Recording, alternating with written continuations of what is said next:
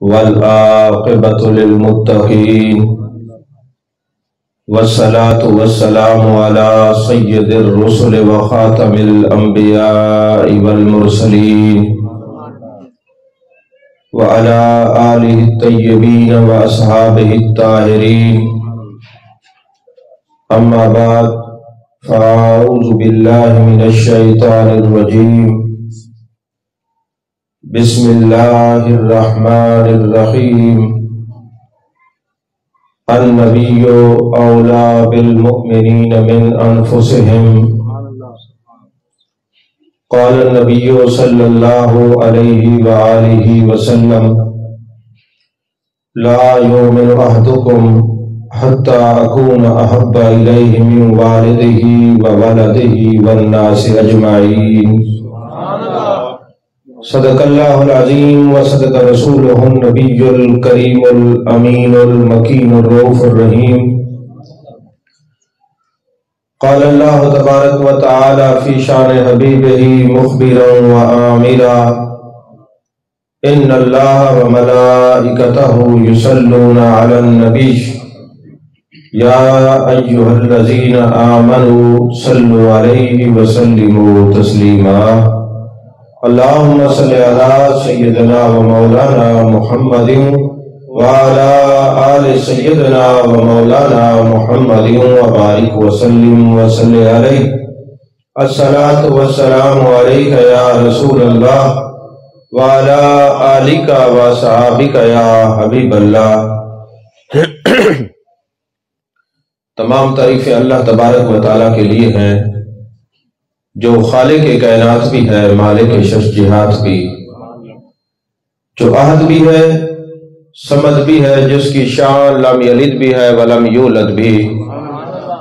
لا تعداد یا درود و سلام بارگاہ سید الانام، شفیع رحمت، والی امت، شاہ خوباں، جان جانا، شہنشاہ حسینہ، سید سربراں، سیاہ لا مکان، تتیمہ دوراں، سرخیل زہرہ جمالا، رازدان ماوہا، شاہد ماتغا، صاحب علم نشرہ، معصوم آمنہ، احمد مجتبہ، حضرت محمد مصطفیٰ صلی اللہ علیہ وآلہ وصحبہ وبارک وسلم کی دربار ناز میں اپنی عقیدتوں، ارادتوں، محبتوں کا خراج پیش کرنے کے بعد میرے انتہائی واجب الاحترام علماء کرام،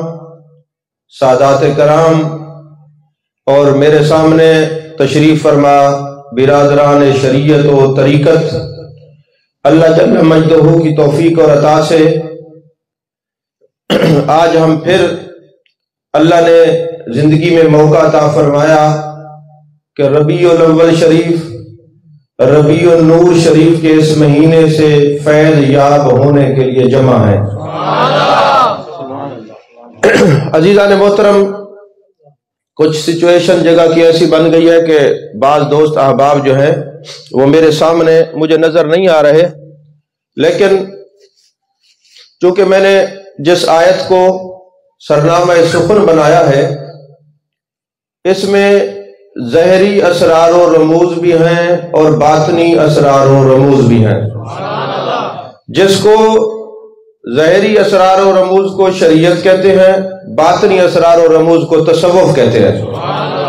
تو اب تصوف کے لیے ضروری ہے کہ صرف اویس صاحب پیچھے مڑ کے دیکھیں، باقی صرف مجھے دیکھیں، کیونکہ یہ وہ ٹاپک ہے، یہ وہ علم ہے کہ افلاک سے کھینچی جاتی ہے، نظروں سے پلائی جاتی ہے.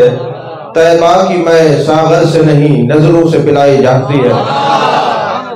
تو یہ افلاک سے کھینچی جاتی ہے، طیبہ سے منگائی جاتی ہے. یہ وہ شراب عشق ہے جس کو شراب طہور کہتے ہیں.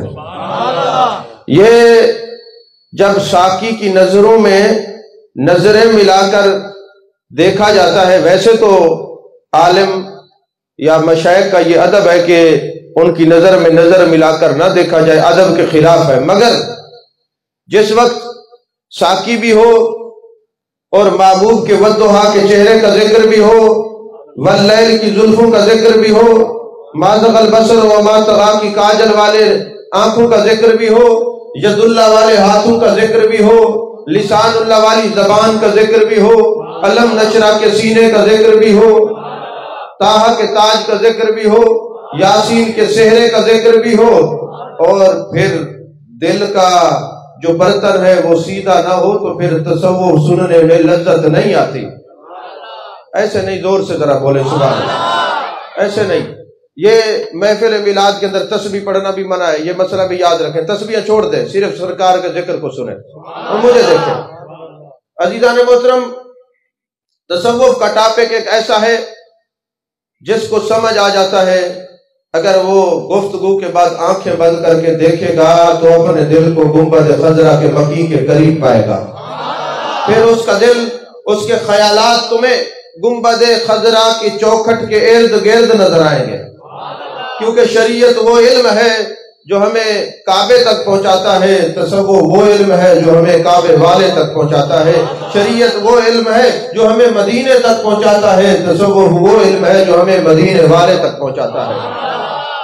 عزیزان محترم، اللہ نے قرآن میں فرمایا النبی اولیٰ بالمؤمنین من انفسہم، میرا نبی ایمان والوں کی جان سے بھی زیادہ قریب ہے۔ یاد رکھیں، آخر کوئی بات تو ضرور ہے کہ اللہ نے فرمایا ایمان والوں کی جان سے زیادہ قریب ہے، یہ نہیں فرمایا ہر انسان کے قریب ہے، یہ نہیں فرمایا ہر مسلمان کے قریب ہے، یہ نہیں فرمایا ہر شے کے قریب ہے۔ اللہ اس پر قادر ہے، فرماتا تو اس پر معاذ اللہ کوئی پابندی تو نہیں ہے، کیونکہ وَمَا أَرْسَلْنَاكَ إِلَّا رَحْمَةً لِّلْعَالَمِينَ، محبوب ہم نے آپ کو سارے جہانوں کے لیے رحمت بنا کے بھیجا۔ جو رحمت ہوتی ہے وہ قریب ضرور ہوتی ہے، توجہ کریں ذرا غور فرمائیں، جو رحمت ہوتی ہے وہ قریب ضرور ہوتی ہے۔ انی رسول اللہ علیکم جمیعا، محبوب فرما دے میں سارے لوگوں کا رسول ہوں، اور ارسلت الی الخلق کافہ، مسلم شریف کی حدیث ہے، جتنی چیزیں اللہ نے تخلیق کی میں سب کے رسول ہوں، تو رسول تو سب کے قریب ہوتا ہے۔ آخر وجہ کیا ہے کہ یہ صرف مومنوں کی جان کے زیادہ قریب ہے۔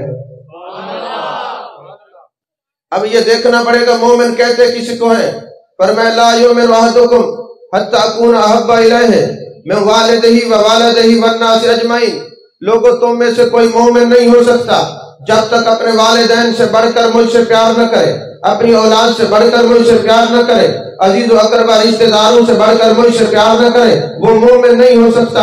یہ حدیث ہمیں بڑے اشارے بتا رہی ہے، بڑی روایتیں سنا رہی ہے۔ یہ حدیث بتاتی ہے مومن وہ نہیں جو بچوں کی سالگرہ پہ فنکشن کرے، نبی کا میلاد ہے تو منہ چڑھائے، مومن وہ نہیں جو بچوں کی شادیوں کے پر گھر سجائے، نبی کا میلاد ہے تو منہ چڑھائے۔ فرمایا مومن وہ ہے باقی رسلوں کو بعد میں رکھے، امام الانبیاء کی ذات کو پہلے رکھے۔ تو فرمایا جب مومنو تم ہر بات میں ترجیح میرے نبی کو دیتے ہو، یہ ترجیح کی وجہ سے میں نے تمہیں مومن کا لقب دیا ہے، تو سن لو، صرف لقب نہیں دیا، تمہیں ایک اور تحفہ بھی دیتا ہوں کہ سنو، میرا نبی تمہاری جان سے زیادہ قریب ہے۔ توجہ ہے آپ کی، میرا نبی تمہاری جان کے زیادہ قریب ہے۔ عزیزان محترم، ذرا دل کو تھام کے سنیے میری بات، یہ چند منٹ کی حاضری ہے، اصل میں تو محفل سماع ہوگی، لیکن محفل سماع کے ہم اپنے آپ کو قابل تو بنا لیں۔ سن لو، محفل سماع قوالی حلال بھی ہے، حرام بھی ہے۔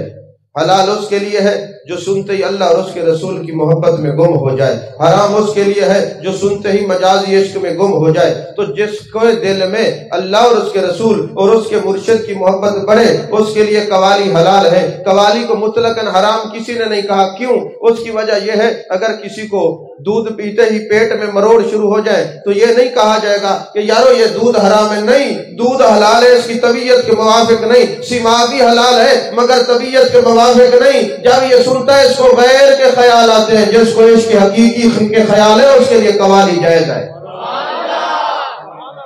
سمجھ میں آ رہی ہے بات کہ نہیں آ رہی؟ تو عزیزان محترم، کبھی مقابلہ ہوتا ہے جان کا، کبھی مقابلہ ہوتا ہے مال کا۔ جان نمبر لے جاتی ہے، مال پیچھے رہ جاتا ہے۔ مثال کے طور پر اللہ نہ کرے، اللہ نہ کرے، اللہ نہ کرے، اللہ محفوظ رکھے، کسی کے سامنے ڈاکو آ جاتے ہیں اور وہ اس کے اوپر پسٹل تان لیتے اور کہتے دیکھو یا جان دو یا مال دو۔ اب وہ کیا کرتا ہے؟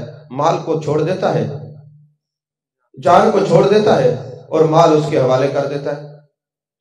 اچھا کبھی ایسا ہوتا ہے کہ گھر کے اندر اللہ نہ کرے کسی کی آگ لگتی ہے، وہاں نوٹوں کی بوری پڑی ہو اور دوسری طرف بچہ سویا ہوا ہو، اب وہ مال کو ترک کر دیتا ہے، جان کو بچا لیتا ہے۔ کبھی ایسا ہوتا ہے جان اور مال کی بازی لگتی ہے تو مال پیچھے رہ جاتا ہے، جان نمبر لے جاتی ہے، اور کبھی ایسا بھی ہوتا ہے کہ مقابلہ جان اور ایمان کا ہوتا ہے، مقابلہ جان اور ایمان کا ہوتا ہے، اور اس میں کیا ہوتا ہے کہ جو جان ہے وہ پیچھے رہ جاتی ہے اور ایمان بازی لے جاتا ہے۔ مثال کے طور پر آپ اندازہ لگائیں، جب غازی علم الدین شہید نے اس ناپاک کو قتل کیا، قتل کرنے کے بعد یہ محمد علی جناح اور علامہ اقبال اس کے پاس گئے، کہنے لگے تم ایک بار کہہ دو میں نے قتل نہیں کیا، ہم تمہیں چھڑا لیں گے۔ اس نے کہا نہیں، جیسے نبی کی عزت کا میں نے چوکیدارہ کیا، میں آج بے وفائی نہیں کر سکتا، میری جان جاتی ہے تو چلی جائے، میں نے قتل کیا ہے، مجھے اپنے جان کی حفاظت کی ضرورت نہیں ہے۔ اب اس نے جان کو چھوڑ دیا اور ایمان نمبر لے گیا۔ اور کبھی کبھار ایسا بھی ہوتا ہے کہ جان اور مال کی بازی کے اندر حضرت خبیب رضی اللہ تعالیٰ عنہ پنجرے کے اندر بند ہے، صحیح بخاری کی حدیث ہے، 6 مہینے گزر گئے۔ اگر آپ نے توجہ سے نہ سنا میں موضوع چینج کر لوں گا، ابھی میں ابتدا تصوف پہ بول رہا ہوں، اگر آپ نے اسی طرح آنے جانے والے کو دیکھا گفتگو تبدیل ہو جائے گی، پھر میں تصوف چھوڑ دوں گا، پھر ظاہری جو آپ کو عادت پڑی ہے وہی سنا دیں گے، کیونکہ یہ وہ سودا ہے جس کے لیے کھرے دل کا ہونا ضروری ہے، کھری نظر کا ہونا ضروری ہے، اور کھری توجہ کا ہونا ضروری ہے۔ اگر آپ نے آنے جانے والوں کو دیکھنا ہے تو پھر میں تبدیل کر دیتا، تو بیان ہی نہیں کرتا، پھر سیدھی سیدھی بات کرتا ہوں، ان نبی اولا بالمؤمنین من انفسہم، نبی سے پہلے الف لام کیوں ہے؟ اور الف لام کی 4 قسمیں ہوتی ہیں، عہد خارجی، عہد ذہنی، جنسی، استغراقی، اس پہ چاروں میں بات کر کے بات ختم کر دیتا۔ لیکن ابھی میں نے موضوع چھیڑ دیا ہے تو اب آپ مجھ سے چھڑوائیں نہیں، خصوصاً جو سامنے بیٹھے مجھے دیکھیں۔ عزیزان محترم، حضرت خبیب 6 مہینے قید و بند کی صعوبتیں برداشت کرتے ہیں، اور اس کے بعد مشرک کیا کہتے ہیں؟ تو ایک دفعہ خنزیر کا گوشت کھا لے ہم تجھے چھوڑ دیں گے۔ انہوں نے کیا جواب دیا؟ انہوں نے کہا اللہ کے اور اس کے رسول صلی اللہ علیہ وسلم نے قرآن کے اندر ایک کیفیت کو بیان کیا ہے جس کو حالت اضطرار کہتے ہیں۔ اگر کہیں پہ جان بچانے کی باری آئے تو پھر تم کیا کرو کہ اپنی جان کو بچاؤ، جو حرام ہے پیٹ بھر کے نہ کھاؤ، تھوڑا سا کھا لو تو وہ حلال جو ہے حرام ہو جاتا ہے۔ مگر حضرت خبیب نے کہا نہیں، بات حلال حرام کی نہیں ہے، بات جان اور ایمان کی ہے۔ میری جان بے شک چلی جائے، تم دشمن رسول ہو، میں کھا لوں گا، تم خوش ہو جاؤ گے، میں تمہیں خوش نہیں کرنا چاہتا۔ جان چلی جائے میں اپنے ایمان کی حفاظت کرتا ہوں، جان بے شک چلی جائے میں اپنے ایمان کی حفاظت کرتا ہوں۔ عزیزان محترم، کبھی جان اور ایمان کی بات ہوتی ہے تو جان پیچھے رہ جاتی ہے، ایمان نمبر لے جاتا ہے، اور کبھی ایسا ہوتا ہے ایمان اور عشق کا مقابلہ ہوتا ہے۔ اب ایمان پیچھے رہ جاتا ہے، عشق بازی لے جاتا ہے۔ مثال کے طور پر 2 مثالیں، آپ نے قرآن کو پڑھا ہے، اللہ نے قرآن میں فرمایا اتم الحج والعمرۃ للہ، حج اور عمرہ اللہ کے لیے ہے۔ حج اور عمرہ کس کے لیے؟ اللہ کے لیے ہے۔ حضرت عثمان غنی نے یہ نہیں پڑھا تھا، وہ تو جامع قرآن تھے، وہ قرآن کے اسرار اور رموز کو جانتے تھے۔ جب حدیبیہ کے موقع پر آپ جاتے ہیں، مشرکین کہتے ہیں اے عثمان تم آ کے طواف کر لو، تم عمرہ کر لو، تیرے نبی کو طواف نہیں کرنے دیں گے، عمرہ نہیں کرنے دیں گے۔ اب بات ایمان کی اور عشق تھی، عشق کی تھی۔ فرمایا بات یہ ہے کعبہ پہلے یہی تھا، ہم جانتے تھے، مطاف بھی یہی تھا، یہاں پہ صفا مروہ بھی یہی تھا، چاہے زمزم بھی یہی تھا۔ ارے ہم ایسی عبادت کیسے کریں گے جس میں عشق مصطفیٰ شامل نہ ہو، محبت رسول شامل نہ ہو؟ ادھر صحابہ کہتے ہیں یا رسول اللہ صلی اللہ علیہ وسلم، حضرت عثمان غنی بڑے خوش قسمت ہیں، وہ جا کے عمرہ کریں گے۔ میرے آقا نے فرمایا تمہیں حضرت عثمان غنی کا ایمان نظر آتا ہے، تم نے عشق دیکھا نہیں، وہ عشق کی اس منزل پر ہے اپنے جانا کے بغیر عمرہ کر ہی نہیں سکتا۔ نہیں سمجھ آئی؟ اتم الحج والعمرۃ للہ، حج اور عمرہ اللہ کے لیے ہے۔ حضرت عثمان غنی نہیں جانتے تھے، یہ آج کا جو ملا ہے وہ جانتا ہے قرآن کیا ہوتا ہے، عثمان غنی نہیں جانتے۔ بتائے مجھے ایمان سے، حضرت عثمان غنی نے عمرہ کیا؟ کہا بات یہ ہے ہم عبادت خدا کی کرتے ہیں اور عشق مصطفیٰ سے کرتے ہیں۔ ہاں جب اس عبادت کو ہم عبادت ہی نہیں سمجھتے جو محبت اور عشق کے رسول کے بغیر ہو، میں عمرہ نہیں کرتا، آپ نے عمرہ نہیں کیا۔ اب یہاں ایمان اور عشق کی بات تھی، ایمان رہ گیا، عشق بازی لے گیا۔ اچھا چلیں ایک اور مثال دیتا ہوں۔ عزیزان محترم، مولا کائنات حضرت علی کرم اللہ وجہہ الکریم حدیبیہ کا معاہدہ لکھ رہے ہیں۔ جب معاہدہ لکھا تو لکھا ہوا تھا یہ معاہدہ محمد الرسول اللہ کی طرف سے ہے صلی اللہ علیہ وسلم۔ یہ کس کی طرف سے ہے؟ محمد الرسول اللہ کی طرف سے۔ جیسے انہوں نے محمد الرسول اللہ کا لفظ دیکھا تو انہوں نے کہا اے علی، یا رسول اللہ صلی اللہ علیہ وسلم، اے محمد صلی اللہ علیہ وسلم، مسئلہ تو یہی ہے، اگر ہم آپ کو رسول مانتے تو لڑتے کیوں؟ یہاں آپ لکھے محمد بن عبداللہ۔ آپ نے فرمایا اب یہ معاہدہ لکھنے والے باب العلم تھے، حضرت علی کرم اللہ وجہہ الکریم تھے۔ میرے آقا نے فرمایا اے علی اس کو مٹا دو۔ اب ادب کا اور ایمان کا تقاضا یہ ہے کہ حضرت علی اس کو مٹا دیتے، لیکن عشق کا تقاضا یہ تھا اے میرے محبوب، جن ہاتھوں سے رسول لکھا جاتا ہے پھر اس کو مٹایا نہیں جاتا۔ اب ایمان اور عشق کی بات ہے، ایمان کا تقاضا یہ تھا حضرت علی مٹا دیتے، مگر حضرت علی نے کیا عرض کی، حضور اب بات عشق کی ہو گئی، جن ہاتھوں سے آپ کا نام لکھا ہے اب نام مٹا نہیں سکتا، اب نام مٹا نہیں سکتا، اب نام مٹا نہیں دے سکتا۔ باب العلم کی نگاہ تھی، وہ جانتے تھے کل کو لوگ رسول کا نام مٹانے والے آ جائیں گے تو کہیں گے حضرت علی نے مٹایا تھا، یہ مٹانا عیب ہوتا، تو دیکھو حضرت علی کیوں مٹاتے؟ تو میں نے بتا دیا جب یا رسول اللہ لکھا جاتا ہے پھر مٹایا نہیں جاتا، اس کو لکھا ہی رہنے دیا جاتا ہے، یہ عشق کا تقاضا ہے، یہ عشق کا تقاضا ہے، یہ عشق کا تقاضا ہے۔ اب یہاں پہ ایک ایمان تھا، ادب تھا، الامر فوق الادب، حکم جو ہوتا ہے ادب سے افضل ہوتا ہے، لیکن حضرت علی نے فرمایا نہیں، ادب اب ایمان اپنی جگہ پر ہے، مگر اب عشق علی کا عشق اجازت نہیں دیتا کہ جس ہاتھوں سے اپنے رسول کا نام لکھے انہی ہاتھوں سے مٹائے، عشق اجازت نہیں دیتا۔ اب یہ ایمان اور عشق کی بات ہوئی، ایمان پیچھے رہ گیا، عشق بازی لے گیا، اور پھر کبھی ایسا مقام بھی آتا ہے ایک طرف سے عشق ہوتا ہے ایک طرف سے جان کائنات ہوتے ہیں، یا عشق بھی پیچھے رہ جاتا ہے، جان کائنات کے ودعا کا چہرہ ہمارے عاشقوں کی نظروں کے سامنے رہتا ہے، پھر وہ عشق کو بھی چھوڑ دیتے ہیں، ادب کو بھی چھوڑ دیتے ہیں، ایمان کو بھی چھوڑ دیتے ہیں، پھر روٹھے جانے جانا کو تکتے رہتے ہیں۔ عزیزان محترم، اصل اور تابع دو چیزیں ہوتی ہیں، ایک ہوتی ہے اصل، ایک ہوتا ہے تابع۔ ہماری اصل ہمارے والدین ہیں، ہم اپنے والدین کے فرع ہیں، تابع ہیں۔ ایک ہوتی ہے اصل، ایک ہوتی ہے تابع۔ سورج اصل ہے، سورج اصل ہے، دھوپ تابع ہے، چاند اصل ہے، روشنی تابع ہے، پوری کائنات کی اصل میرے حضور ہیں، اور ایمان تابع ہے۔ اور یاد رکھے جو اپنی اصل سے مل جاتا ہے وہ ناپاک بھی ہو تو پاک ہو جاتا ہے۔ تصوف کا نقطہ ذرا غور سے سنیے گا، جو شے اپنی اصل کی طرف سے ملتی ہے وہ پاک ہو جاتی ہے۔ مثلا یہ اولاد کے لیے اصل اس کے ماں باپ تھے، جب وہ باپ کی پشت میں تھا تو گناہوں سے پاک تھا، جب یہ بچہ ماں کے پیٹ میں تھا گناہوں سے پاک تھا، کیونکہ اپنی اصل میں تھا، اور جو چیز اپنی اصل میں ہوتی ہے پاک رہتی ہے۔ ارے ٹھہریے ایک منٹ، ایک اور بات میں آپ کو کہہ دوں، جو لوگ زمیندار ہیں، زمین کے اندر وہ سبزیاں لگاتے ہیں اور سبزیاں اگاتے ہیں تو وہ گندا پانی لگاتے ہیں، وہاں پہ گوبر کی کھاد لگاتے ہیں۔ مجھے بتائیں گوبر پاک ہے یا ناپاک ہے؟ ناپاک ہے، مگر گوبر کی جو اصل ہے وہ مٹی ہے، جب وہ گوبر کا پانی اس سبزی کو لگتا ہے، آپ کھیرے بھی بڑے شوق سے کھاتے ہیں، آپ جناب سبزیاں بھی بڑی شوق سے کھاتے ہیں، کوئی مفتی فتویٰ نہیں دیتا یارو یہ حرام ہے۔ ان سے پوچھا جائے مولانا یہ تو حرام پانی تھا، اب آپ نے حرام کا فتویٰ کیوں نہیں دیا؟ وہ کہیں گے جناب آپ کو نہیں پتا، حرام سے حرام چیز بھی اپنے اصل سے مل جائے وہ بھی پاک ہو جاتی ہے۔ اب اس کی اصل ہی مٹی تھی، جب یہ اسے ملی ہے جو کچھ ہوگے گا یہ ہوتا ہے رہے۔ ابھی آپ کو بات مسئلہ نہیں سمجھا، ابھی آگے چل کے آ جائے گا سمجھ، میں بتاتا ہوں۔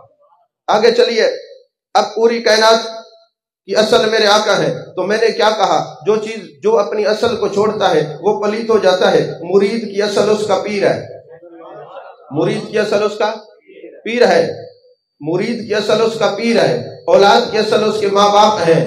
اچھا، جو انسان کی باڈی کے اندر بلڈ ہے، خون ہے، اس کی جو اصل ہے وہ باڈی ہے جس میں وہ رہتا ہے۔ مثال کے طور پر جب بندے کے اندر باڈی کے اندر خون ہو، وہ نماز پڑھتا ہے نا، خون اندر ہے جی، پیشاب اندر ہے، خون اندر ہے، وہ نماز پڑھتا ہے، وہ روزہ رکھتا ہے، خون اندر ہے، وہ حج پہ جاتا ہے، خون اندر ہے، وہ طواف کرتا ہے، خون اندر ہے، وہ منی عرفات مزدلفہ جاتا ہے، خون اندر ہے۔ اچھا، کبھی ایسا ہو تھوڑی سی خراش آ جائے، خون نکلنا شروع ہو جائے، وضو بھی ختم، اب وہ جو خون ہے وہ پاک ہے یا ناپاک ہے؟ اللہ نے قرآن پاک میں فرمایا یہ جو دم مسفوح ہے، یہ جو بہتا ہوا خون ہے، یہ مطلقاً حرام ہے، جس جسم پہ لگتا ہے اس کو بھی ناپاک کر دیتا ہے، یہ خون جس کپڑے پہ لگتا ہے اس کو بھی ناپاک کر دیتا ہے۔ تو یارو مجھے کہنے میں کچھ تردد نہیں، آپ اشرف المخلوقات ہیں، جو خون آپ کی باڈی اور نسبت کو چھوڑے وہ ناپاک ہو جاتا ہے، اور جس سے لگتے ہیں اس کو بھی ناپاک کر دیتا ہے۔ پھر پوری کائنات کی اصل تو میرے مصطفیٰ ہے، جو ان کے دامن کو چھوڑے گا وہ بھی ناپاک ہوگا، جس سے لگے گا اس کو بھی ناپاک کر دے گا۔ شاید آپ میری بات کو سمجھ جائیں میں نے کیا کہا۔ تو پوری کائنات کی اصل میرے مصطفیٰ کریم صلی اللہ علیہ وسلم ہے، جو کائنات کی اصل میرے آقا علیہ الصلوۃ والسلام ہیں۔ تابع کو دیکھ کر اصل تک پہنچا جاتا ہے۔ اب اصل جو ہے محبوب ہے، ایمان تابع ہے، جتنا ایمان طاقتور ہوتا جائے گا محبوب کے قریب ہوتے جائیں گے، محبوب کے قریب ہوتے جائیں گے۔ اور پھر یہاں بات ختم نہیں ہوتی، اللہ نے قرآن میں 2 سورج کا ذکر کیا ہے۔ اب اللہ نے ایک آسمان کے سورج کا ذکر کیا، ایک نبوت کے سورج کا ذکر کیا۔ اب زمین اگر ناپاک ہو جائے، کوئی جانور یا بچہ پیشاب کر دے، کسی عالم سے پوچھے حضور والا زمین ناپاک ہو گئی ہے، کسی نے پیشاب کر دیا ہے، اب یہ کیسے پاک ہوگی؟ تو وہ یہ بتائے گا یہ جو آسمان کا سورج ہے جب اپنی روشنی ڈالے گا، دھوپ ڈالے گا، زمین خشک ہو جائے گی، خشک زمین پاک ہو جاتی ہے۔ تو یارو یہ بتاؤ یہ سورج ہے کتنے میل کے فاصلے پر؟ وہ کہتے 9.5 کروڑ میل کے فاصلے پر ہے۔ 9.5 کروڑ میل کا سورج تمہاری اس زمین کو ناپاک کو پاک کر سکتا ہے۔ اور گنبد خضرا کا یقین جو نبوت کا سورج ہے وہ گنبد خضرا میں رہ کر غلاموں کے دل کی زمین کو بھی پاک کرتے ہیں۔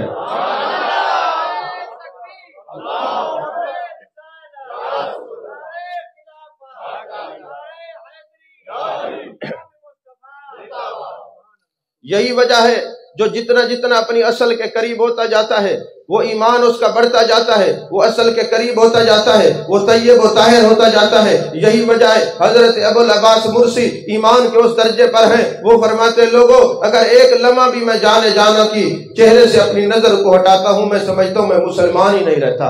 ایک دن آپ نفلی نماز پڑھ رہے تھے، آپ نے السلام علیکم ایھا النبی ورحمۃ اللہ وبرکاتہ 1 بار نہیں، 2 بار نہیں، 3 بار نہیں، 100 بار نہیں، 500 بار پڑھ ڈالا۔ ایک شاگرد بیٹھا ہے اور کہتے حضور آپ نے اتنی بار پڑھا ہے؟ فرمایا ابھی جانا کہیں توجہ فرما رہے تھے، ورنہ جب میں نماز پڑھتا ہوں السلام علیکم ایھا النبی ورحمۃ اللہ وبرکاتہ سے آگے تب پڑھتا ہوں جب میرے آقا مجھے فرماتے وعلیکم السلام یا امتی۔ یعنی ہر وقت میں محبوب کے جلوہ جہاں آرا میں گم رہتا ہوں۔ اور وہ کسی سے ہاتھ نہیں ملاتے تھے، کوئی بندہ ہاتھ ملاتا تو کہتے یار معذرت کے ساتھ میں رات کو مقام حضوری میں اپنے سرکار سے ہاتھ ملاتا ہوں، اور اگر دنیا داروں کو ہاتھ ملانا شروع کر دوں تو میرے آقا مجھ سے ناراض ہو جائیں گے۔ اور وہ امام جلال الدین سیوطی جو ایمان کے اس درجے پر فائز تھے، فرماتے 75 مرتبہ جاگتے ہوئے مجھے سرکار کی زیارت نصیب ہوئی ہے۔ وہ حضرت امام شعرانی جس نے جاگتے ہوئے طبقات کبریٰ اٹھائے، فرماتے میں نے صحیح بخاری پوری آقا علیہ الصلوۃ والسلام سے پڑھی ہے، جس طرح کوئی جتنا ایمان میں طاقتور ہوتا جائے گا اسی طرح وہ محبوب کے قریب ہوتا جائے گا۔ عزیزان محترم، اصل کو تابع سے بڑا تعلق ہوتا ہے۔ سورج اصل ہے، دھوپ تابع ہے، چاند اصل ہے، روشنی تابع ہے، اور جہاں سورج ہوگا وہاں روشنی ہوگی، جہاں دھوپ ہوگی وہاں سورج ہوگا، اور جہاں ایمان ہوگا وہاں میرے مصطفیٰ ہوں گے۔ یہی وجہ ہے شفا شریف کے اندر ایک صحابی آتا ہے، حدیث پاک ہے، یا رسول اللہ صلی اللہ علیہ وسلم بڑا غریب ہوں، بڑا مقروض ہوں، قرضے سے جان نہیں چھوٹتی، آقا کوئی وظیفہ بتا دے۔ ہم اپنے مرشد کا پڑھا ہوا بتایا ہوا وظیفہ کیسے شوق سے پڑھتے، پڑھنا بھی چاہیے، لیکن نبیوں کے پیر کا وظیفہ ہے۔ میرے آقا نے فرمایا جو میرا امتی 3 کام کرے گا، جب گھر میں داخل ہو کہے السلام علیکم، بندہ کوئی ہو یا نہ ہو، پھر کہے السلام علیکم ایھا النبی و رحمت اللہ وبرکاتہ، پھر ایک دفعہ قل واللہ شریف پڑھے۔ کسی صحابی نے عرض کیا آقا آپ کو سلام کیوں کرے؟ میرے آقا نے فرمایا میری روح مقدسہ ہر مومن کے گھر میں جلوہ گر رہتی ہے۔ تو میرے آقا کریم صلی اللہ علیہ وسلم نے فرمایا قیامت تک جو میرا امتی ان 3 باتوں پر عمل کرے گا وہ کبھی غریب نہیں ہوگا، بلکہ حدیث کے الفاظ ہیں وہ اتنا امیر ہو جائے گا اس کے ہمسائے بھی اس وظیفے کی برکت سے امیر ہو جائیں گے۔ عزیزان محترم، یہی وجہ ہے کہ جو جتنا محبوب کے قریب ہوتا ہے، جس کا ایمان میں اضافہ ہوتا جاتا ہے، اتنا ہی وہ اپنے آقا کریم صلی اللہ علیہ وسلم کے قریب ہوتا جاتا ہے۔ حضرت شاہ ولی اللہ محدث دہلوی علیہ رحمہ ہر سال اپنے نبی کا میلاد کرواتے ہیں۔ تو ایک دفعہ ایسا ہوا، حالات آپ کے کچھ اچھے نہ تھے کہ بہت سارے لنگر کا انتظام کرتے اور محبوب علیہ السلام کا جو ہے میلاد مناتے، تو گھر والوں کو کہا ناغہ نہ ہو جائے، چنے منگا لیے جائے، اور آپ نے نعت خوانی کر کے درود و سلام پڑھ دیے۔ رات کو جب سوتے ہیں میرے آقا علیہ السلام کے سامنے وہ چنے رکھے ہوئے ہیں، آپ مسکرا رہے ہیں، فرمایا آج تو شاہ ولی اللہ نے کمال کر دیا ہے۔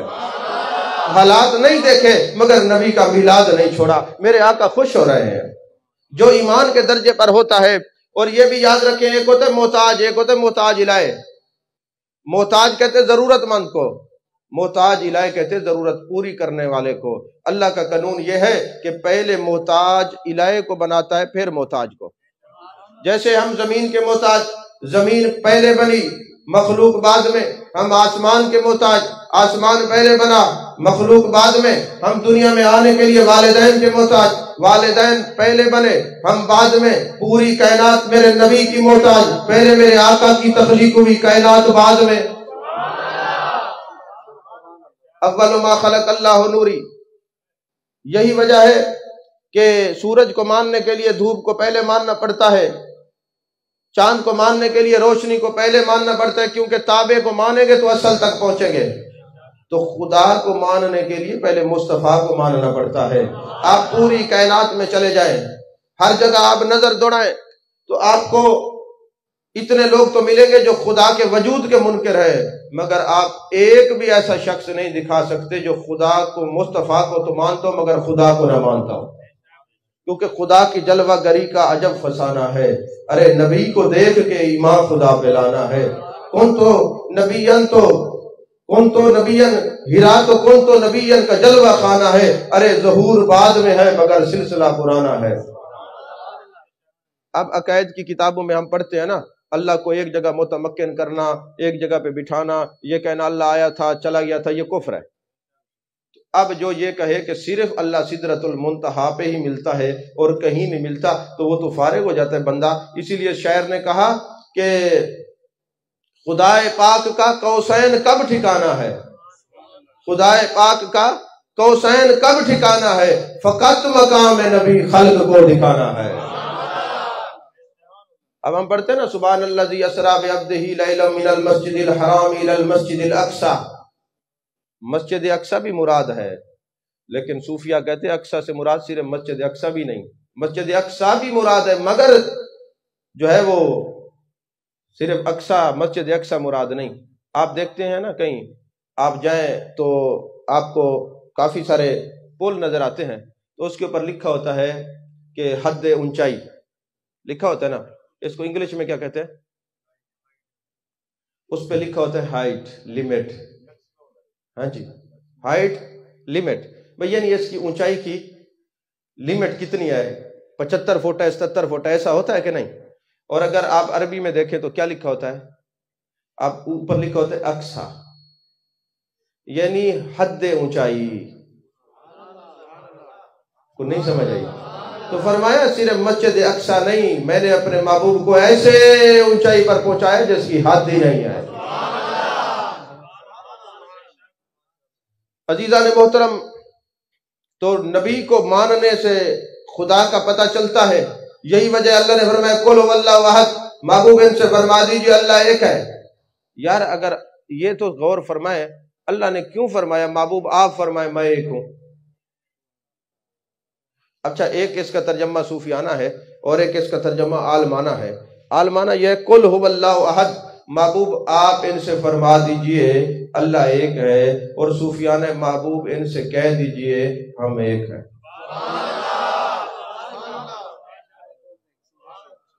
نہیں سمجھ آئی آپ؟ اچھا بات یہ ہے، کوئی کہے یہ کیسے ہو سکتا ہے ایک ہے؟ آپ پڑھیں قرآن پاک، اللہ نے فرمایا وما رمیتا اذ رمیتا ولکن اللہ رما، وما رمیتا اور آپ نے نہیں مارا، اذ رمیتا جو آپ نے مارا، ولکن اللہ رما جو آپ کے اللہ نے مارا۔ یہی ترجمہ ہے نا؟ بولیے تو صحیح۔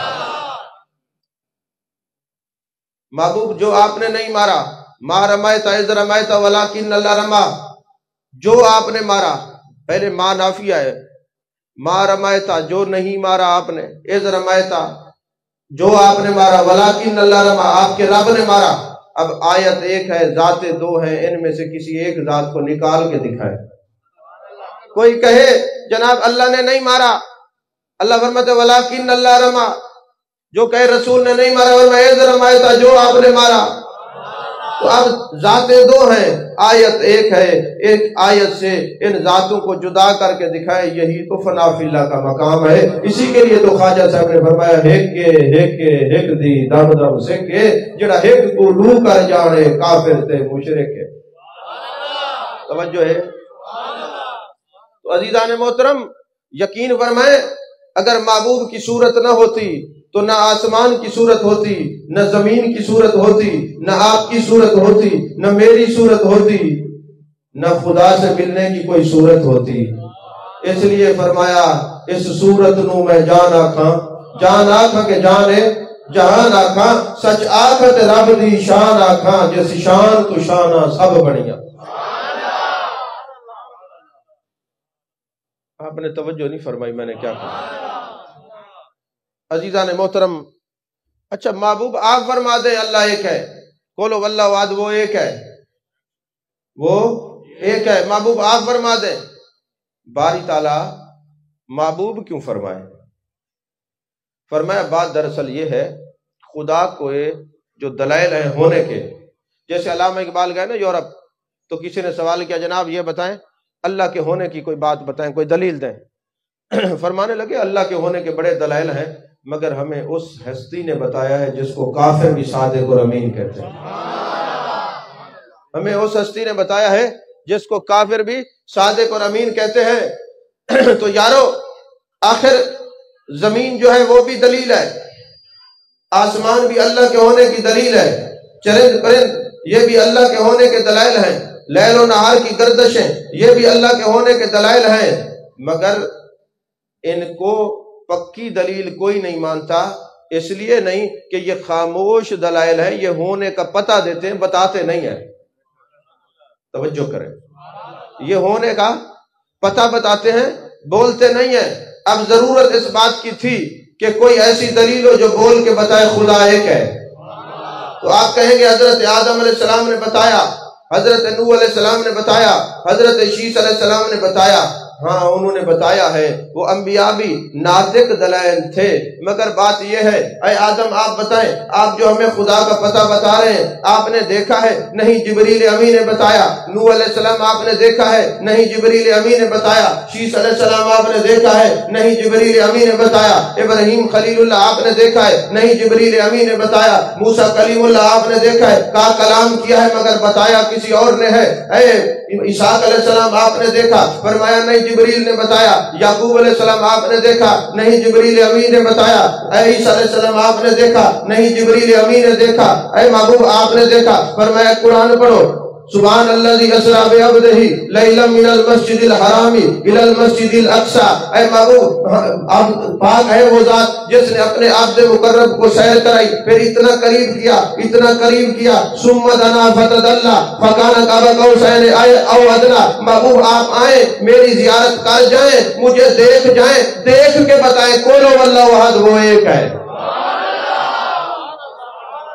تو اللہ کے ہونے کی ناطق دلیل ذات مصطفیٰ ہے۔ ایک قرآن ہوتا ہے حرف قرآن، ایک ہوتا ہے ناطق قرآن۔ جو آپ کے ہاتھوں میں ہے یہ حرف قرآن، جو بولتا ہے وہ ناطق قرآن۔ ہم قرآن کے حافظ پڑھا کرتے ہیں، رخ محبوب انوکھا ہے یہ قرآن اپنا۔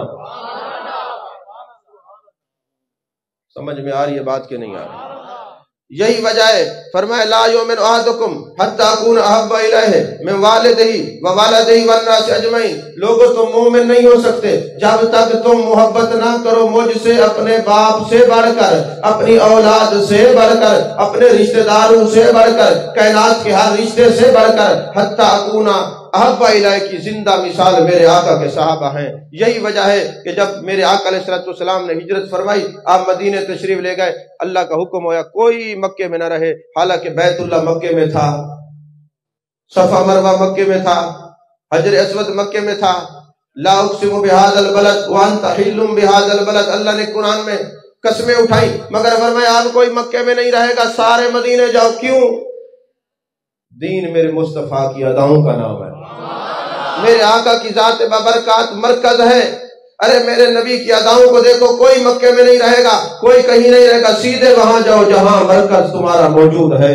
آقا علیہ السلام اگرچہ بعد میں یہ حکم تبدیل ہو گیا تو دین کا مرکز ذات مصطفیٰ ہے، بلکہ دین بھی مصطفیٰ ہے، ایمان بھی مصطفیٰ ہے صلی اللہ علیہ وسلم۔ یہی وجہ ہے میرے آقا نے فرمایا لوگو تم میری دین، میری اداؤں کو اپناؤ، میری اداؤں کو اپناؤ۔ اور آپ کہیں گے یہ محبوب کی ادائیں کیسے دین بنتا ہے؟ میں ایک مثال دیتا ہوں، آپ کو واضح سمجھ آ جائے گی۔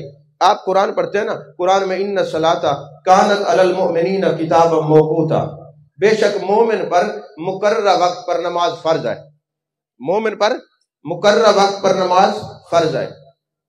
یہی ہے نا ترجمہ، کوئی اور تو نہیں ہے؟ بے شک مومن پر مقررہ وقت پر نماز فرض ہے۔ جو یہ کہتا ہے ہم صرف قرآن کو مانتے ہیں، آپ اس کو ایسا کریں حج پہ لے جائیں۔ جب حج کا دن آئے گا، 9 ذی الحج ہوگی، عصر کے بعد اور مغرب کے بعد اس کو کہیں صاحب اے صرف قرآن کو ماننے والے، حدیث کا انکار کرنے والے، مغرب کی نماز پڑھ۔ وہ پڑھے گا؟ بولیے تو صحیح، کیوں نہیں پڑھے گا؟ تو قرآن تو کہتا ہے بے شک نماز مومن پر مقررہ وقت پر فرض ہے۔ اب اس کا ایمان کہاں گیا؟ اب یہ مغرب میں نماز نہیں پڑھتا، اب مولانا کیوں نہیں پڑھتے؟ ارے میں نہیں پڑھتا، میں نے کہا قرآن ہے ان الصلاۃ کانت علی المؤمنین کتابا موقوتا، بے شک مومن پر مقررہ وقت پر نماز فرض ہے۔ تو قرآن کو صرف مانتا ہے، تو قرآن پہ عمل کر، یہاں پڑھنا نماز۔ وہ کہتا ہے نہیں پڑھتا، کیوں؟ اگر پڑھوں گا نماز منہ پہ ماری جائے گی۔ ارے بابا کیوں نہیں پڑھتے؟ کہا میرے آقا نے یہاں نہیں پڑھی، مزدلفہ میں جا کے پڑھی ہے۔ میں نے کہا پھر یہ پڑھی امان دین ادائے مصطفیٰ کا نام ہے۔ یا مغرب کی نماز پڑھ یا پھر مان دین میرے آقا کی اداؤں کا نام ہے۔ عزیزان محترم، پھر کیا ہوا؟ جب آپ جاتے ہیں نا مزدلفہ میں، وہاں جو رات ہے نا، آرام بھی کرنا ہوتا ہے، وقوف بھی کرنا ہوتا ہے، عبادت بھی کرنی ہوتی ہے، مگر تہجد کی نماز نہیں پڑھنی ہوگی۔ جب آپ تہجد کی نماز پڑھیں اور خوش قسمتی سے کوئی مستند عالم ساتھ ہو، وہ آپ کو منع کرے گا بھائی تہجد کی نماز نہ پڑھو۔ بھائی کیوں نہ پڑھو؟ یہاں میرے مصطفیٰ نے نہیں پڑھی۔ نہیں سمجھ آئی؟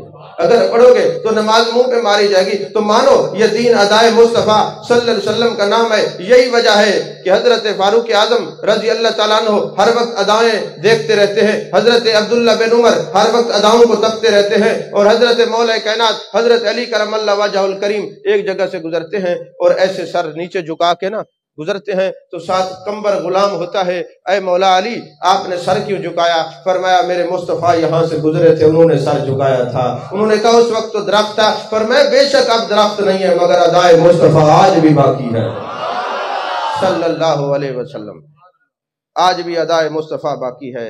یہی کمال ہے میری خدا شناسی کا، یہی کمال ہے میری خدا شناسی کا، میں جانتا ہوں خدا کو تیرے حوالے سے۔ تو جو بندہ محبوب علیہ السلام کی ذات ببرکات کے حوالے سے جانتا ہے، اللہ بھی اس کو محبوب بناتا ہے، کیونکہ اللہ نے فرمایا قُلْ إِن كُنتُمْ تُحِبُّونَ اللَّهَ فَاتَّبِعُونِي يُحْبِبْكُمُ اللَّهُ۔ محبوب یہ لوگ کہتے ہیں ہمیں اللہ سے بڑا پیار ہے، ایک قبیلہ تھا اس نے اعلان کر دیا ہمیں سرکار کی ضرورت نہیں ہے، ہم تو اللہ سے محبت کرنے والے، ہمارا ڈائریکٹ اللہ سے تعلق ہے۔ اللہ نے یہ قرآن نازل کیا، فرمایا قُلْ إِن كُنتُمْ تُحِبُّونَ اللَّهَ محبوب ان سے فرما دیجئے اگر یہ اللہ کی محبت کے دعوے دار ہیں ان سے فرمائیں فاتبعونی، میرے پیچھے پیچھے چلو، یحببکم اللہ، پھر اللہ تمہیں محبوب بنا لے گا۔ جب تم اتباع مصطفیٰ کرو گے اللہ تمہیں محبوب بنائے گا، تم بن جاؤ گے محبوب، وہ بن جائے گا محب۔ اور کون سا محب ہے جو محبوب کی بات کو ٹالتا ہے؟ تم کہتے جاؤ گے وہ مانتا جائے گا۔ آخری بات عرض کر کے گفتگو ختم۔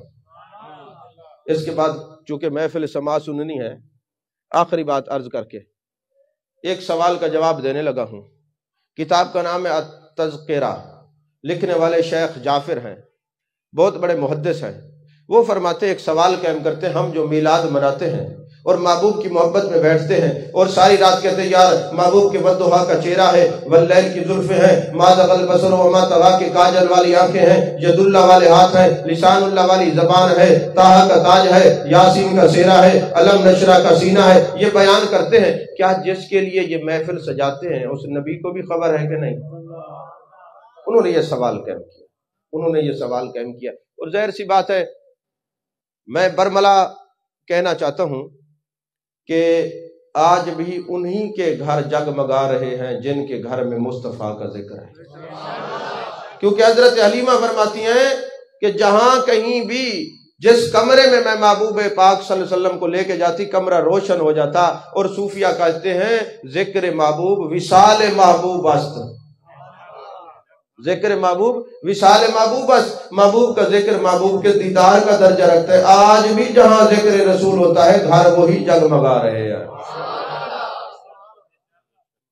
میں رات بھی کہہ رہا تھا جب ہم یہ جھنڈی لگاتے ہیں نا، توجہ ہے آپ کی، یہ جھنڈیاں لگاتے ہیں نا، تو بعض دوست ہم سے سوال کرتے ہیں کہ ڈاکٹر صاحب یہ بتائیں یہ جھنڈی لگانا فرض ہے یا واجب ہے؟ ہم کہتے ہیں نا یہ فرض ہے نہ واجب ہے۔ کہتے جب یہ فرض نہیں واجب نہیں تو پھر لگاتے کیوں ہیں؟ ہم نے کہا پہلے تو اس بات پہ آپ جھنڈے کی تاریخ پڑھیں کہ تاریخ جھنڈے کی ہے کیا۔ جب یہ جنگیں ہوتی تھیں تو مسلمانوں کے ہاتھ میں بھی جھنڈا ہوتا تھا اور جو مشرکین تھے ان کے ہاتھوں میں بھی جھنڈا ہوتا تھا۔ اب جھنڈا بتاتا تھا کہ یہ جو جماعت ہے اس کا تعلق کس سے ہے۔ یہ جھنڈا ہوتا ہے تعلق کے اظہار کے لیے۔ جھنڈا کس کے لیے ہوتا ہے؟ تعلق کے اظہار کے لیے۔ اگر کسی کے گھر کے اوپر جھنڈا لگا ہوا ہو، اس کے اوپر تیر کا نشان ہو، تو آپ کو پوچھنے کی ضرورت نہیں کہ اس گھر والے کا تعلق کس سے ہے۔ اگر جھنڈے کے اوپر شیر کی تصویر بنی ہو تو آپ کو بتانے یا پوچھنے کی ضرورت نہیں ہے کہ اس کا تعلق کس سے ہے۔ اور اگر بلے کا نشان ہے تو آپ کو بتانے یا پوچھنے کی ضرورت نہیں، وہ جھنڈا بتا رہے کہ اس گھر والے کا تعلق کس سے ہے۔ اگر کالا جھنڈا لگا ہوا ہو تو آپ کو پوچھنے کی ضرورت نہیں ہے کہ یہ گھر کس کا ہے، تو پتہ چلا یہ جھنڈا تعلق کے اظہار کے لیے ہوتا ہے۔ اگر گھر پہ جھنڈا گنبد خضرا کے مکین والا لگا ہو تو پوچھنے کی ضرورت نہیں ہے، ان کا تعلق میرے مصطفیٰ سے ہے۔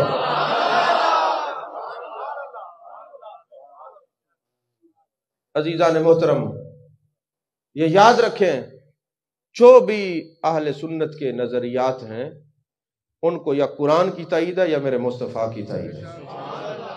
اگلے دن ایک صاحب تشریف لائے، انہوں نے بڑے سوال کیے، ہم جواب دیتے رہے۔ جب ان کے سوالات ختم ہو گئے اس نے کہا ڈاکٹر صاحب ایک آخری بات رہ گئی ہے۔ میں نے کہا جی۔ کہتے چلیں یہ سارا کچھ قرآن و حدیث سے آپ سے میں نے پوچھ لیا، لیکن یہ جو آپ نے یہ جو بینر لگاتے جیسے یہ وما ارسلناک الا رحمت للعالمین ہے، یہ کون سی حدیث سے ثابت ہے؟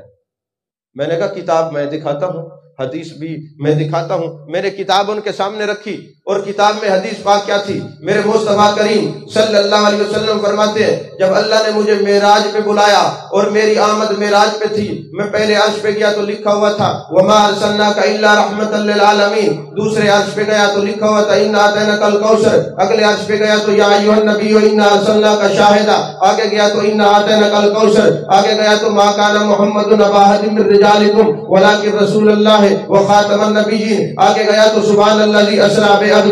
میں اسی طرح یہ ساتواں آسمان پہ گیا تو ہر آسمان پہ آیت کندہ تھی، میں نے کہا بینر لگے ہوئے تھے۔ خدا نے یہ بتایا لوگوں جب آمد میرے پاس ہوتی ہے میں بینر لگاتا ہوں، جب آمد تمہارے پاس ہو تو تم بھی بینر لگایا کرو۔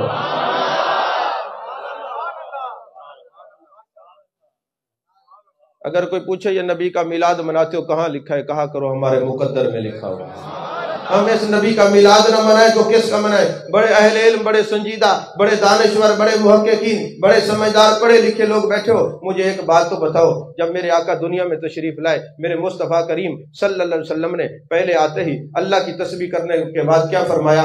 رب حب لی امتی، اے اللہ میری امت کو بخش دے۔ آپ غار میں گئے، رب حب لی امتی، آپ بازار میں گئے، رب حب لی امتی، آپ معراج پہ گئے، رب حب لی امتی، آپ مزار پہ گئے، اٹھائیں مدارج النبوت، شاہ عبدالحق محدث دہلوی نے لکھا، مزار میں جب گئے، قسم بن عباس فرماتے ہیں میرے آقا کے لب ناز جنبش کر رہے تھے، ہم نے کان لگائے تو مزار مقدسہ میں فرما رہے تھے رب حب لی امتی، تو 6666 آیات میں کہیں اللہ نے فرمایا محبوب ہر وقت امت کا ذکر کرنا، ہر وقت امت کا ذکر کرنا نہیں ہے، 10 لاکھ حدیثوں میں کہیں نہیں ہے حدیث قدسی محبوب ہر وقت اپنی امت کا ذکر کرنا۔ یارو جب نبی بغیر کسی دلیل کے اپنی امت کو ہر وقت یاد رکھتا ہے تو امت بھی بغیر کسی دلیل کے ہر وقت اپنے نبی کا ذکر کرے گی۔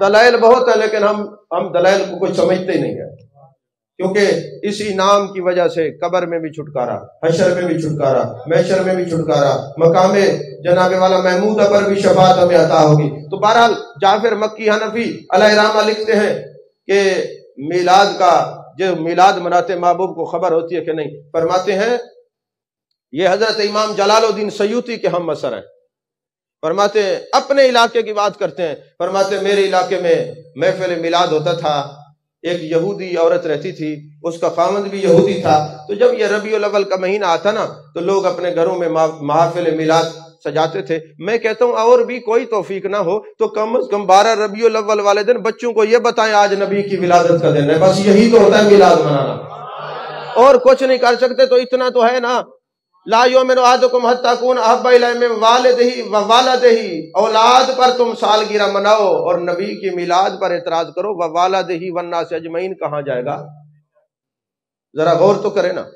تو فرماتے ہیں وہ یہودی عورت ایک دن اپنے خامد سے پوچھتی ہے کہ یہ کیا ہوتا ہے جب ربیع الاول آتا ہے یہ لوگ نبی کا میلاد مناتے ہیں، درود و سلام پڑھتے ہیں، وجہ کیا ہے؟ اس نے کہا ان کے نبی کی ولادت ہوئی ہے اس لیے یہ یاد مناتے ہیں اور میلاد مناتے ہیں۔ تو اس نے بھی یہی سوال کیا، کیا جس نبی کا میلاد مناتے اس نبی کو خبر بھی ہوتی ہے کہ نہیں ہوتی؟ اچھا چلیں اس کا تو سوال بنتا ہے، وہ یہودی ہے اس کا تو سوال بنتا ہے، مسلمانوں کو تو زیب نہیں دیتا ایسے سوالات۔ اس نے سوال کیا، اب رات کو وہ سوتی ہے تو خواب میں دیکھ کے جس گھر میں بھی میلاد ہوا ہے میرے آقا علیہ السلام تشریف فرما ہوئے ہیں، ایک ایک گھر میں ساتھ جاتے ہیں، حضرت ابوبکر صدیق بھی ساتھ، حضرت فاروق اعظم بھی ساتھ، حضرت عثمان غنی بھی ساتھ، حضرت مولا علی بھی ساتھ، رضوان اللہ علیہم اجمعین، ہر گھر میں جاتے ہیں تعریف کرتے ہیں۔ اتنے میں وہ عورت جاتی ہے اور حضرت صدیق اکبر کی بارگاہ میں عرض کرتی ہے حضور یہ بتائیں یہ کون ہے؟ فرمایا یہ ودھا کے چہرے والے نبی ہیں، یہ واللیل کی زلفوں والے نبی ہیں، یہ مازغ البصر و طغیٰ کی کاجل والے آنکھوں والے نبی ہیں، یہ جد اللہ والے ہاتھوں والے نبی ہیں۔ یہ کس لیے آئے ہیں؟ جن جن لوگوں نے میلاد منایا ہے نا آپ اس گھر میں تشریف لائے ہیں اور پسند فرما رہے ہیں، کہا میں ان کو اگر سلام کروں تو یہ مجھے جواب دیں گے؟ حضرت صدیق اکبر نے فرمایا ہاں، اپنے پرائے جب بھی کوئی بلاتا ہے آپ سارے جہانوں کے لیے رحمت ہیں، جواب دیتے۔ اس نے جب سلام کیا میرے آقا نے جواب دیا، لبیک میں حاضر ہوں، کیا کہتی ہو؟ ابو جعفر مکی حنفی فرماتے ہیں کہ میرے آقا نے اس کو جواب کیوں دیا؟ فرمایا اس لیے نگاہ نبوت دیکھ رہی تھی ابھی یہ مسلمان ہو جائے گی۔ تو کہا آقا جس کے گھر میں میلاد ہوتا ہے آپ کو پتہ لگتا ہے؟ فرمایا ہاں، یہ ہمارا میلاد منا کے خوش ہوتے ہیں، ہم ان کا میلاد کرنا دیکھ کے خوش ہوتے ہیں، یہ ہمارے ذکر سے خوش ہوتے ہیں، ہم ان کے خوش ہونے پر خوش ہوتے ہیں۔ عرض کرنے لگی حضور مجھے بھی کلمہ پڑھائیں۔ میرے آقا نے کلمہ پڑھایا، مسلمان ہو گئی، آنکھ کھل گئی، دل کی دنیا بدلی ہوئی تھی، کمرہ معطر تھا، روشن تھا، منور تھا۔ پتہ چلا یہ واقعہ خیالی نہیں، کیونکہ من رانی فی المنامی فسیرانی فی الیقظہ، لوگوں جو خواب میں مجھے دیکھے گا مجھے ہی دیکھے گا۔ اب اس کے لیے خوشخبری ہے اس وقت تک مرے گا نہیں جب تک میرا دیدار نہیں کرے گا جاگتے ہوئے۔ میرے آقا کریم صلی اللہ علیہ وسلم کے دیوانوں جب آنکھ کھلی نا اپنے گھر والے کو کہتی ہے اب تیرا میرا کوئی رشتہ نہیں رہا، تو ہندو ہے، تو یہودی ہے، میں مسلمان ہوں، لہٰذا تیرا میرا کوئی رشتہ نہیں۔ کہا نہیں، رشتہ قائم ہے۔ جب رات تو خواب میں دیکھ رہی تھی اسی وقت جانے جانا مجھے بھی زیارت کروا رہے تھے۔ فرمایا تیری گھر والی کے سوال پہ ہم تشریف لائے ہیں، اس کو بھی کلمہ پڑھاتے ہیں، تجھے بھی کلمہ پڑھاتے ہیں۔ ہم توڑنے والے نبی، ہم تو جوڑنے والے نبی ہیں، جوڑنے والے نبی ہیں۔ عزیزان محترم، یہ یاد رکھیں، نماز اچھی، روزہ اچھا، زکوٰۃ اچھی، مگر باوجود اس کے میں مسلمان ہو نہیں سکتا جب تک نہ کٹ مروں خواجہ مدینہ کی عزت پر، خدا شاہد کامل میرا ایمان ہو نہیں سکتا۔ کیونکہ 1.25 گھنٹے سے زیادہ ہو گیا گفتگو کرتے، پتہ نہیں چلا، کیونکہ محفل سما بھی ہے۔ اللہ تعالیٰ میری معروضات کو قبول فرمائے، ہمیں نبی کے جشن کے ساتھ ساتھ نبی کے مشن پر بھی عمل کرنے کی توفیق عطا فرمائے۔ نماز پڑھنا یہ مشن، روزہ رکھنا نبی کا مشن، زکوٰۃ دینا نبی کا مشن، استطاعت ہو جائے حج کرنا نبی کا مشن، بہن بھائیوں کی عزت کرنا نبی کا مشن، چھوٹے پر شفقت کرنا، بڑے کا احترام کرنا نبی کا مشن، سود سے بچنا یہ نبی کا مشن، بہن بھائیوں کا حق نہ کھانا، اگر کھایا تو واپس دینا یہ نبی کا مشن۔ اللہ کرے ہم نبی کا جشن بھی منائیں، نبی کے مشن پر بھی عمل کریں۔ آمین وآخر دعوانا الحمدللہ رب العالمین۔